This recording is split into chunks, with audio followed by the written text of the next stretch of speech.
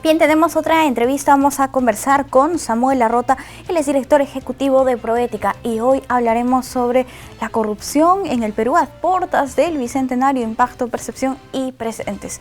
¿Cómo está? Bienvenido a JN Noticias, muy buenos días. Muy buenos días, Paloma, un gusto estar con usted. Señor Samuel, a 2 meses de cumplir 200 años como república, ¿cómo se explica que el Perú haya vuelto a caer en esta crisis política y de corrupción? Bueno, es que el gran problema es que nunca hemos salido. El conocido libro del historiador Alfonso Quirós es muy claro en señalar cómo nuestra historia republicana está poblada por ciclos de alta o muy alta corrupción. En todos los momentos hemos tenido escándalos y problemas vinculados al abuso de poder y al saqueo de las arcas públicas, ¿no? Pensando un poco más en nuestra época contemporánea, estos últimos 10, 15 años, no perdamos de vista que en emergencias anteriores, por ejemplo, en la atención al terremoto de Pisco del año 2007 o en la atención a la reconstrucción, a la reconstrucción luego del fenómeno del Niño Costero en 2017, se identificó casos de personas que sin ningún escrúpulo aprovecharon la situación dramática de emergencia para actuar de manera corrupta y sacar partido de la tragedia, ¿no? Entonces, ante esos antecedentes, nada hacía pensar que no hubiera sido previsible que en esta situación en la que estamos haya habido gente que actuase igual, por supuesto, adaptándose a estas nuevas condiciones, pero igual en esencia, ¿no? Claro, y pareciera que la corrupción se acrecienta cada vez que tenemos situaciones catastróficas. Ejemplos como lo que usted acaba de mencionar y ahora peor aún con esto que está ocurriendo en todo el mundo. En Perú solemos decir, vamos a empezar de nuevo, empecemos de cero cada vez que hay un problema, una crisis política o casos de corrupción. Pero la idea, señor Larrota, ¿es comenzar de cero o es recordar la historia, recordar el pasado, conocer lo que han hecho anteriormente en nuestro país para no volver a repetirlo? Sin duda lo que usted dice debiera ser la base de cualquier respuesta ante los escándalos, ¿no? Eso por un lado, y por otro lado, reconocer también lo que ya se ha avanzado, porque aunque nos cueste entender o nos cueste reconocer que ha habido avances, somos un país que estamos relativamente mejor en algunos campos que antes. Por ejemplo, en los últimos 20 años se han adoptado reformas importantísimas como el marco de transparencia y acceso a información, que antes no teníamos. Se está trabajando actualmente en un fortalecimiento y modernización de la Contraloría General de la República, ¿no? Se viene implementando hace ya algunos años un nuevo Código Procesal Penal, ¿no? Entonces, hay avances que se han ido dando, que son muy heterogéneos, ¿no? En sus resultados, y que por lo tanto debieran servir para construir a partir de ellos, es decir, ver qué cosa ya tenemos y hacer que lo que no está funcionando funcione. Un ejemplo clarísimo de esto es el Código de Ética de la Función Pública.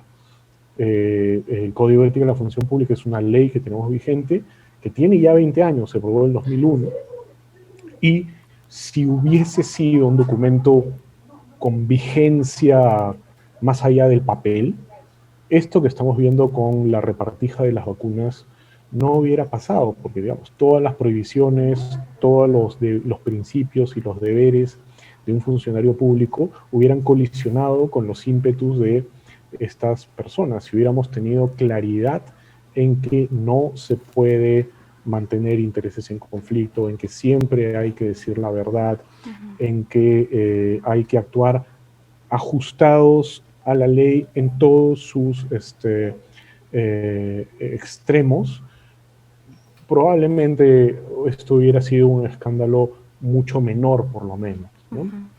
Bien, listo. Ahora, respecto a lo que usted menciona, esta ley de transparencia que tenemos en nuestro país, es importante destacar, y claro, no decir que todo está mal, que todo está perdido, porque hemos tenido avances en los últimos años, incluso respecto a esta ley de transparencia, mucho antes que otros países de Europa, como es el caso de España, que recién legisló al respecto. Ahora, si damos una mirada a Latinoamérica, señor Larrota, otros países han tenido similares situaciones, casos de corrupción ahora con las vacunas, pero si hacemos una mirada de cuáles son los casos o los países que han tenido más casos de corrupción o más escandalosos, ¿cómo nos ubicamos? Bueno, lamentablemente este es un problema que no está concentrado en nuestra esquina del mundo, ¿no? Es un problema que se ha manifestado en muchos países. Justo ahorita después de nosotros estalló en Argentina, pero ya antes había ocurrido en Brasil, antes había ocurrido en España, está ocurriendo en Ecuador, con las poquísimas vacunas que tienen, está ocurriendo. Y también está ocurriendo problemas de saltarse la cola en países usualmente percibidos como menos corruptos, ¿no? Está pasando en Suecia, está pasando en Alemania y está pasando en otros países. Entonces, estamos ante una situación donde los controles se relajan, ¿no?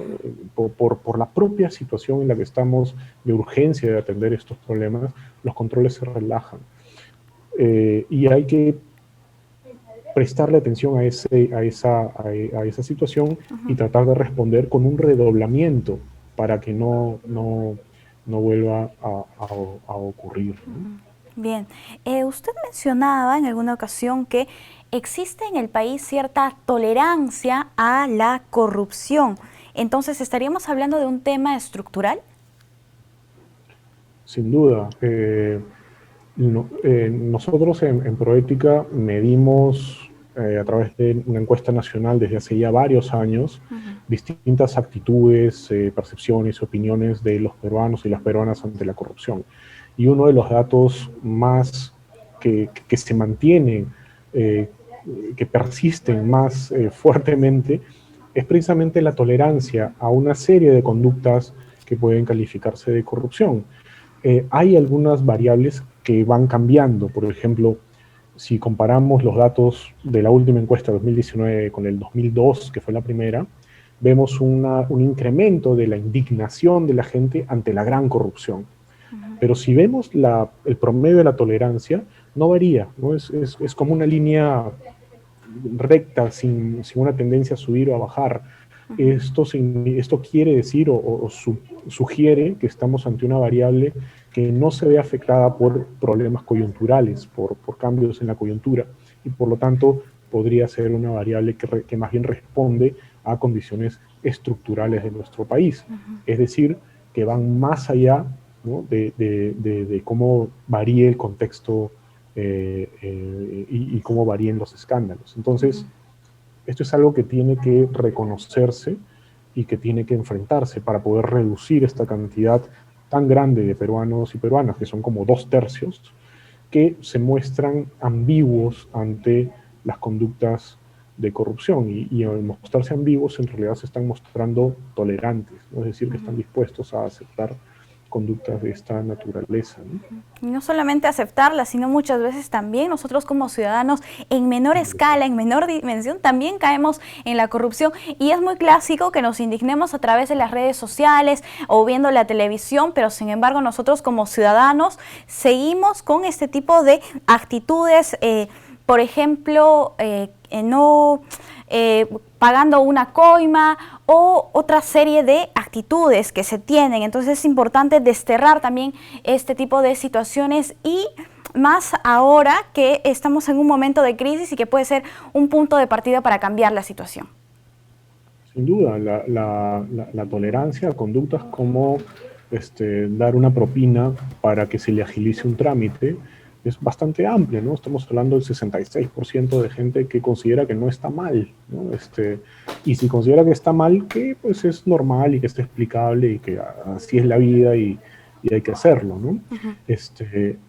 Entonces, esto tiene pues si esto lo comparamos con las explicaciones que han dado los funcionarios que se han estado vacunando de forma irregular, ¿no? Hay un cierto correlato, ¿no?, entre lo que el peruano, el sentido común de los peruanos se expresa en las encuestas con los testimonios o las justificaciones que esgrimen altas autoridades, ¿no? Como que, bueno, yo no puedo darme el lujo de enfermarme, ¿no? O así es la vida, ¿no? No. Como dijo el investigador del estudio experimental. Claro. Entonces, hay un correlato Así ahí es. entre...